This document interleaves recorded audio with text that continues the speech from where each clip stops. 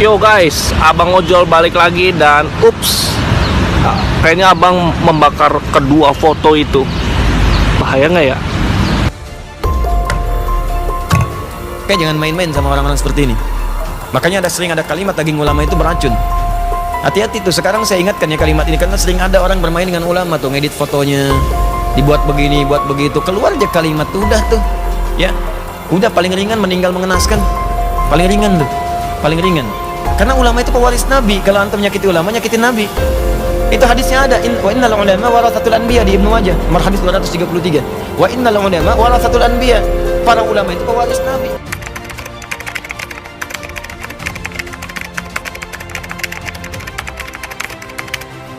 Maulaya salli wa sallim daiman abada ala habibika khairil khalqi kullihim. Dua foto itu bahaya nggak ya? Ya kayaknya bahaya deh.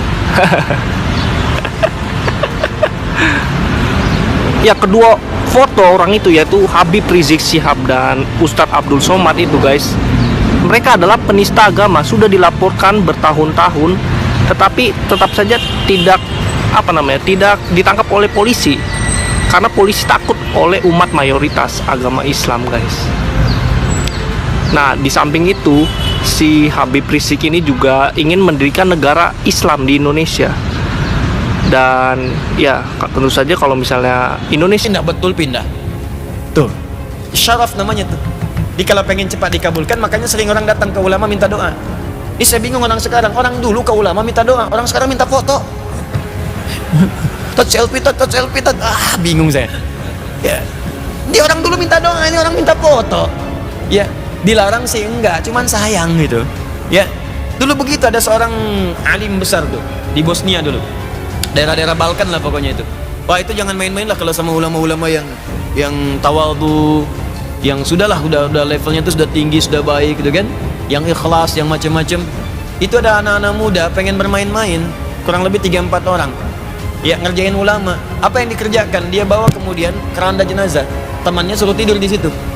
Yuk kita kerjain nih, katanya ulama hebat, kita bisa tipu dia, mau main-main.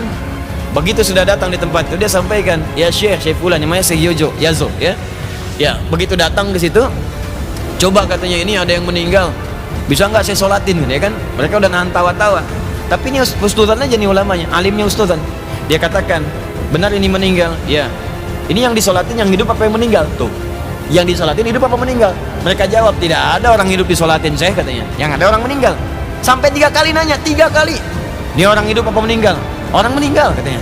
Orang hidup apa meninggal? Orang meninggal. 3 kali disebutkan. Begitu sudah 3 kali, tanya lagi sayanya, ini orangnya baik apa enggak? Ini baik, orangnya bagus, baik. Ya, kami bersaksi. Makanya kalau ada yang meninggal suka ada yang nanya, ya, ada khair, itu sunnah Nabi juga. Awas, bukan sembarangan, bid'ah tuh bid'ah. Bid'ah dari mana? Bukan, zaman Nabi ada. Nabi itu kalau mau nyolatin jenazah nanya dulu, ini orang baik nggak? Nabi orang baik nggak nih? Gini, baik, sholatin oleh Nabi. Tapi kalau ada masalah, kalian aja yang sholatin. Diambil oleh para ulama. Makanya cara nafsirin teks itu lihat ahwal ulama. Kata para ulama, kita memastikan yang kita sholatkan itu baik. Kalau kurang baik, kita doakan jadi baik. Kalau baik, kita mintakan pada Allah tempatkan di tempat yang terbaik. Maka orang nanya, ada khair, yuk kita sholatin bareng-bareng, ya kan? Dalam sholat kita doakan dengan baik. Itu maksudnya. Ditanya, apa ini orang baik? Baik, itu baik. Maka doakan, kata beliau, yuk kita sholatkan mudah-mudahan husnul khotimah. Disolatkan. Sholat benar-benar, sholat. Begitu selesai langsung pergi. Begitu pergi ketawa anak muda ini. Katanya ulama beneran kita tipu. Katanya ulama beneran kita tipu juga. Kena deh kalau kata bahasa sekarang gitu kan. Ketawa mereka semua. Begitu ketawa dia panggil yang di keranda. Hei, bangun, kita udah menang katanya. Bangun, gak ada jawaban. Begitu dibuka sudah kaku. Selesai, wafat dia. Kayak jangan main-main sama orang-orang seperti ini. Makanya sering ada kalimat daging ulama itu beracun.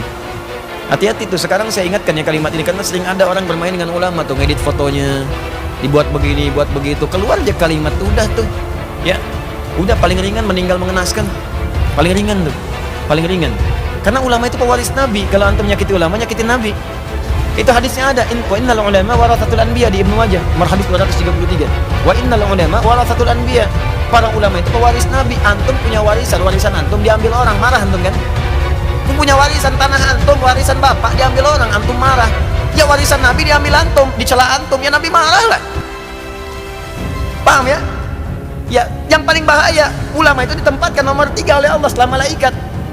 Ya, syahidallahu annahu la ilaha illa huwa wal malaika wa ulul ilmi. Ulama urutannya ditempatkan oleh Allah, dipuji. Antum ganggu ulama, ya Allah marah.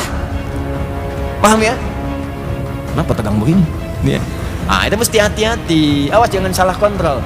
Jangan salah kontrol ya. Jangan celah, jangan apa-apa dan sebagainya. Ini seringkali begini nih karena konstelasi politik juga sekarang nih, pilpres apa-apa, mungkin di setiap kubu ada ulama, ada apa. Kita hormati, mungkin masing-masing punya ijtihad. Ya, kalaupun misalnya ada sesuatu yang keliru, jangan diolok-olok, tidak. Kita doakan dengan baik. Pilihan boleh beda, silahkan. Ya, itu tidak ada masalah, tapi jangan berselisih, jangan sampai ribut dan sebagainya. Paham ya? So, apalagi kemudian menjelek-jelekan ulama itu tidak boleh. Ya, mendoakan boleh. Ya Allah, mohon jadikan hadar rais gini disebut si fulan, amin, kita aminkan, amin, kan? Nah, itu boleh, silakan aja. Ya, pas diralat gak sempat ngaminin lagi juga nggak apa-apa, ya nggak ada masalah gitu. Ya, nggak usah rame, biasa aja, gitu ya, biasa aja. Ya nggak usah langsung dicari, disusul, gini gitu kan, kasihan juga gitu kan. Halo, sudah ya, dah dulu lah. Nah, jadi kesimpulannya apa? Kesimpulannya adalah Syekh Muhammad Hashim bin Asy'ari menyampaikan keutamaan ahli ilmu itu dan keutamaan orang yang rajin mencari ilmu, ke majelis ilmu dan sebagainya, itu dimuliakan oleh Allah Subhanahu wa taala, dan diantara kemuliaannya ketika dia berdoa itu akan cepat untuk dijawab. Makanya di hadis-hadis lain, kalau antum selesai nih ta'lim, ya silakan berdoa. Walaupun ustadz misalnya cuma nutup dengan kifaratul majlis, antum jangan langsung pulang juga, isi lagi dengan doa, minta ya, yang pengen lulus ujian minta lulus, yang pekerjaan susah minta dimudahkan, ya, yang belum nikah minta nikah, ya Allah dekatkan jodoh saya, berikan kesempatan menikah walaupun minimal sebelum kiamat kurang 2 hari, misalkan, bisa itu, minta aja yang baik. Nah, ada yang lebih hebat lagi. Setelah kalimat syaraf ini, kata pengarang kitab ini ada 3 lagi. Wa nahika bihadza syarafan wa fadlan wa jalalatan wa nablan. Syaraf sudah, tapi yang belum fadla, jalala dan nabl. Apa ketiga hal ini?